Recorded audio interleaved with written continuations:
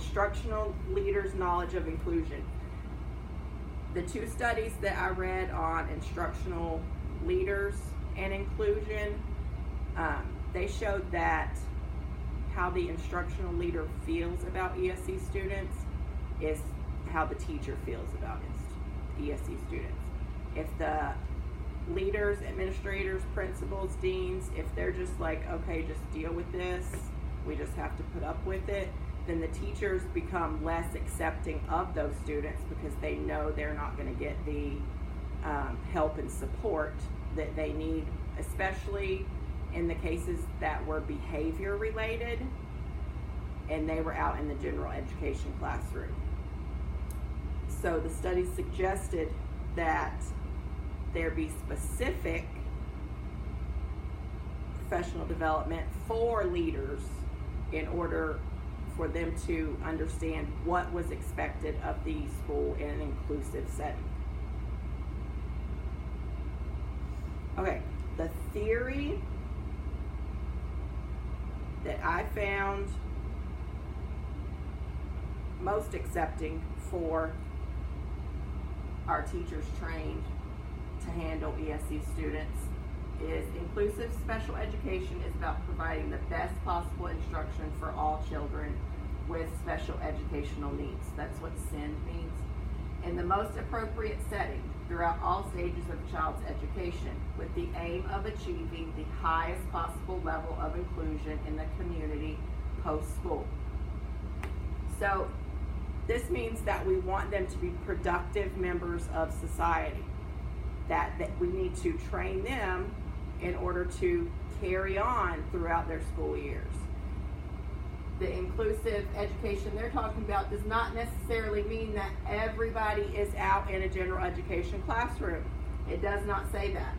It says what is best for the student.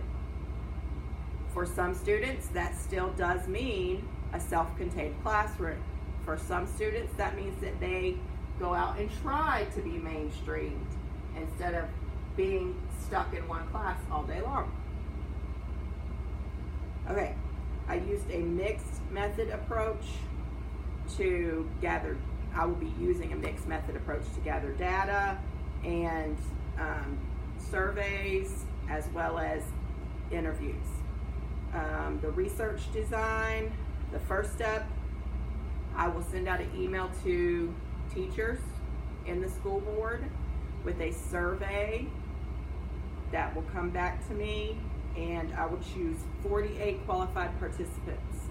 Then I will notify the participants that they have been selected. They will be given their participant number. We will schedule our first meeting, get to know you, go over the rules of the study, go over what is required. The second interview will be to review courses offered and needs not met there, as well as professional development offered, if it was helpful or not, what would you like to see? Excuse me. Then we'll analyze the data. In the final interview, I'll share the results of the data with the participants and see if they have any further questions, answers, comments. Okay, the sample selection. All right, this is going to be 20 general ed teachers, 20 special ed teachers, 10 that have a degree in education, 10 that went through an educational preparation institute after they received a degree in another field. I would like all participants to be teaching less than 10 years. That way it's recent. What happened to them in their program is recent and not 20 or 30 years ago. Participants will be chosen at randomly based on the responses to their survey questions. The time frame of this study is going to be 3 months. I think that it's going to take that long to get all the interviews done, to analyze the data, to get the surveys done, to choose people, to meet with them. Teachers have a busy life. Sometimes they can't meet when you need to meet. So, and you never know what's going to happen.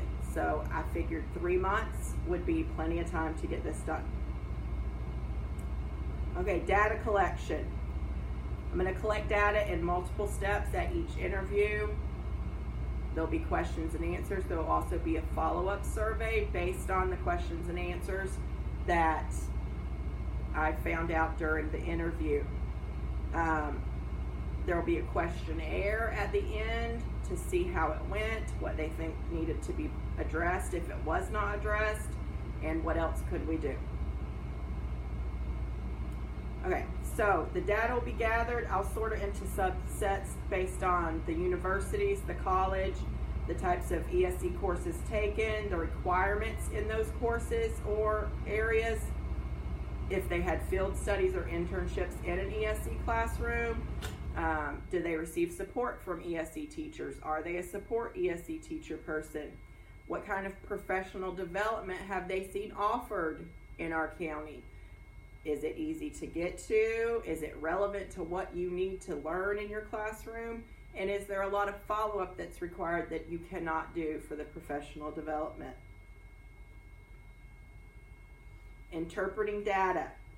So I'm going to use the data to look for themes, such as the need for more coursework at colleges and universities, the need for more coursework for strategies for general education teachers, specific field studies at college or universities, or preparatory programs for people that have already gotten a degree in another field and chose to be a teacher.